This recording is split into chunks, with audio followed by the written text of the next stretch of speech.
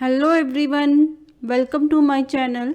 Last video में हमने chemistry class 12th NCERT का जो फर्स्ट चैप्टर है उसकी एक्सरसाइज के क्वेश्चन नंबर 3 तक कर लिए थे। आज हम उसी से आगे कंटिन्यू करेंगे, तो चलिए स्टार्ट करते हैं वीडियो को। क्वेश्चन नंबर 4 के 2 पार्ट हैं और जो सेकंड पार्ट है वो फर्दर डिवाइड हो रहा है 2 पार्ट्स में। तो चलिए सबसे पहले हम फर्स्ट पार्ट करते हैं। फर्स्ट पार्ट है what is meant by the term coordination number. ठीक है, तो इसको समझते हैं एग्जाम्पल से। मान लीजिए आप क्लास में बैठे हैं, ये आप हैं और आपके राइट हैंड साइड में आपके फ्रेंड बैठे हैं और लेफ्ट हैंड साइड में भी आपके फ्रेंड बैठे हैं और आपके फ्रंट में आपके एक और फ्रेंड बैठे हैं और आपके बैक साइड में भी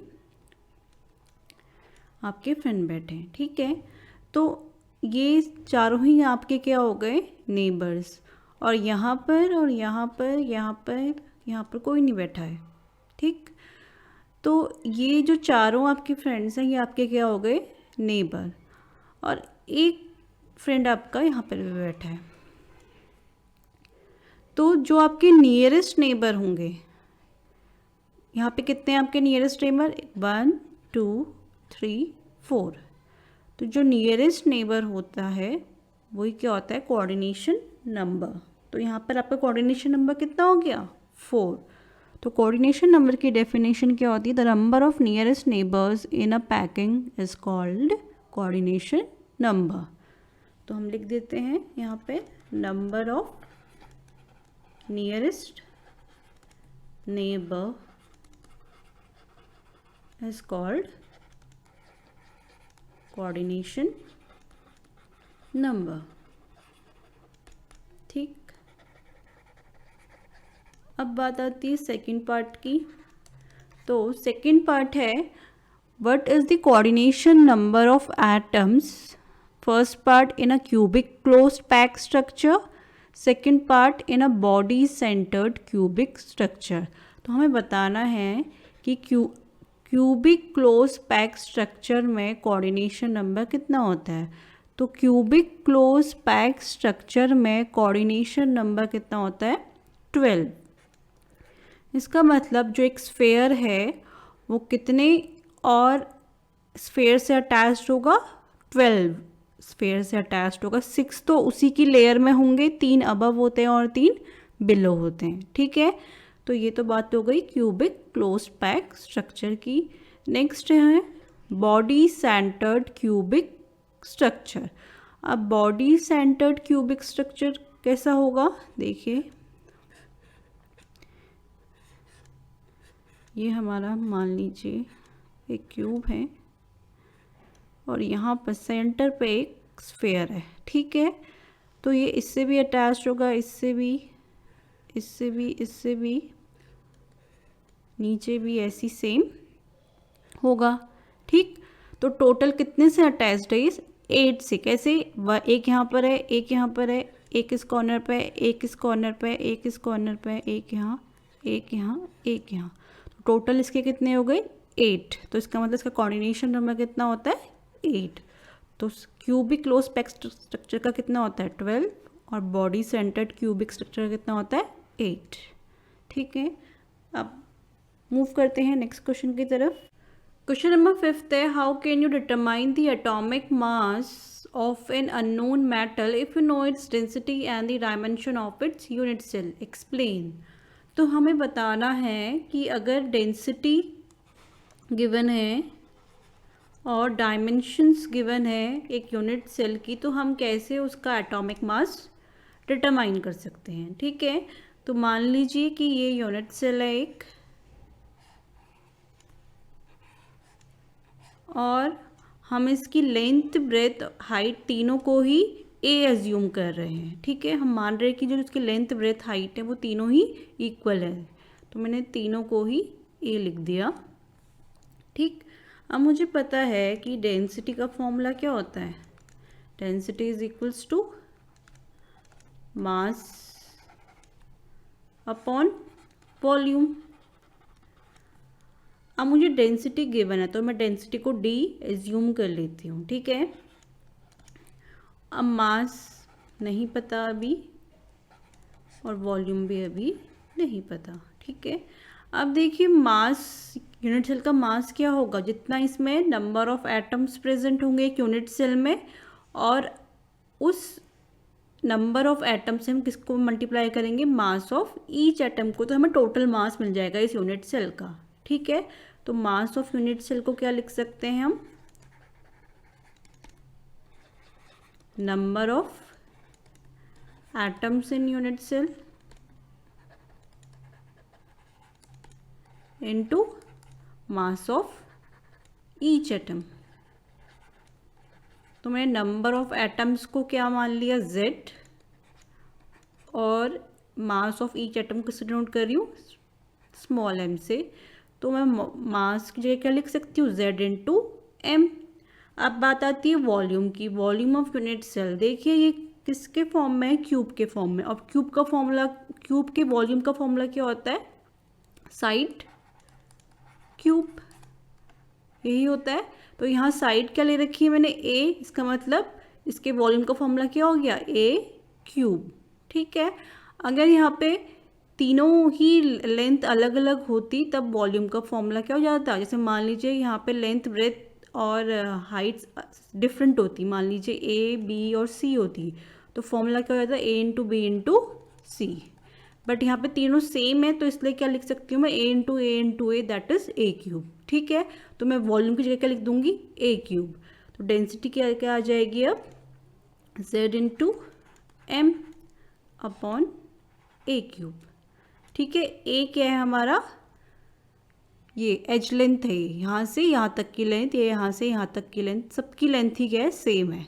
ठीक है, अब जो ये मास ऑफ ईच एटम है ना, देखिए हमें तो निकालना क्या है, एटॉमिक मास डिटरमाइन करना है, बट ये सिर्फ मास है। ठीक है, तो मास का फॉर्मूला क्या होता है, atomic mass upon Avogadro number, मतलब Na। तो मैं मास की जगह क्या लिख दूंगी, atomic mass upon Avogadro number. ठीक है, तो डेंसिटी क्या हो जाएगी, Z इंटू एटॉमिक मास को मैं डिनोट कर रही हूँ कैपिटल M से अपॉन Na। तो स्मॉल m की जगह क्या आ जाएगा, कैपिटल M अपॉन Na, और a cube as it is यहीं पर रहेगा। मुझे डिटरमाइन क्या करना था, कैपिटल M, यही हमारा क्या है, atomic mass of unknown metal. ठीक है, तो अगर मुझे ये डिटरमाइन करना है तो क्या होगा, density into a cube into Avogadro number upon Z, यही फॉर्मूला होगा। डेंसिटी हमें गिवन है, डायमेंशन यूनिट सेल के गिवन है, Na की वैल्यू कितनी होती है, 6.022 इंटू 10⁻23, और जो भी हमें यूनिट सेल गिवन होगा, मान लीजिए BCC हो सकता है, FCC हो सकता है, उसके नंबर ऑफ एटम्स आप कैलकुलेट कर सकते हैं। तो यहाँ से हम इजीली क्या करेंगे, एटॉमिक मास को कैलकुलेट कर सकते हैं। ठीक है, ये डेंसिटी वाले क्वेश्चन पे बेस्ड बहुत सारे क्वेश्चंस बन जाते हैं। तो होप आपको ये क्वेश्चन समझ में आया होगा। नेक्स्ट क्वेश्चन की तरफ मूव करते हैं। क्वेश्चन नंबर 6 है, stability of a crystal is reflected in the magnitude of its melting point. Comment, collect melting points of solid water, ethyl alcohol, diethyl ether and methane from a data book. What can you say about intermolecular forces between these molecules? तो हमें बताना है कि अगर हमें कोई crystal given है और उसका मेल्टिंग पॉइंट दिया है, ठीक, तो हम क्या कह सकते हैं कि वो स्टेबल होगा या नहीं होगा, ये हमें बताना है। ठीक है, तो मान लीजिए अगर कोई क्रिस्टल है, उसका मेल्टिंग पॉइंट हाई है, अगर उसका मेल्टिंग पॉइंट हाई है, इसका मतलब उसमें क्या है, स्ट्रॉन्ग इंटरमॉलिक्यूलर फोर्सेस प्रेजेंट है। स्ट्रॉन्ग इंटरमॉलिक्यूलर फोर्सेस, अगर स्ट्रॉन्ग इंटरमॉलिक्यूलर फोर्सेस होंगे तो हमें क्या करना पड़ेगा, ज़्यादा हीट देनी पड़ेगी, ज़्यादा एनर्जी देनी पड़ेगी उसको मेल्ट होने में। इसका मतलब वो क्या, कैसा होगा, एक स्टेबल क्रिस्टल होगा। तो अगर मेल्टिंग पॉइंट हाई है तो इसका मतलब उसमें स्ट्रॉन्ग इंटरमॉलिक्यूलर फोर्सेस होंगे और वो क्रिस्टल कैसा होगा, स्टेबल होगा। ठीक, अगर मेल्टिंग पॉइंट लो है तो वीक इंटरमॉलिक्यूलर फोर्सेस होंगे उस क्रिस्टल में, और वो क्रिस्टल स्टेबल नहीं होगा। ठीक है, तो फर्स्ट जो पार्ट था वो था। अब नेक्स्ट है collect melting points of solid water, ethyl alcohol, di ethyl ether and methane from a data book. तो हमें इनके मेल्टिंग पॉइंट कलेक्ट करने हैं। ठीक, सॉलिड वाटर क्या होता है? वाटर इन सॉलिड फॉर्म, तो वो क्या होता है? आइस। और आइस का मेल्टिंग पॉइंट कितना होता है? 0 डिग्री सेल्सियस, इसका मतलब 273 kelvin. Next is ethyl alcohol का फॉर्मूला क्या होता है? C2H5OH, और इसका मेल्टिंग पॉइंट कितना होता है? 158.8 kelvin. Next is di ethyl ether, इसका फॉर्मूला होता है C2H5, एंड इसका मेल्टिंग पॉइंट कितना होता है? 156.8 केल्विन। और लास्ट क्या है? Methane, formula is CH4 and melting point is 89 kelvin approx. ठीक है, तो हमें इनके मेल्टिंग पॉइंट तो पता चल गए। अब हमें क्या बताना है? What can you say about intermolecular forces between these molecules.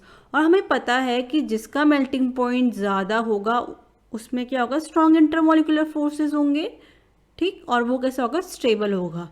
अब यहाँ पर सबसे ज़्यादा मेल्टिंग पॉइंट किसका है? सॉलिड वाटर यानी कि आइस का। तो इसका मतलब सबसे ज़्यादा इंटरमॉलिक्यूलर फोर्सेस, सबसे स्ट्रॉन्गेस्ट इंटरमॉलिक्यूलर फोर्सेस किस में होंगे? सॉलिड वाटर में। तो स्ट्रॉन्गेस्ट इंटरमॉलिक्यूलर फोर्सेस।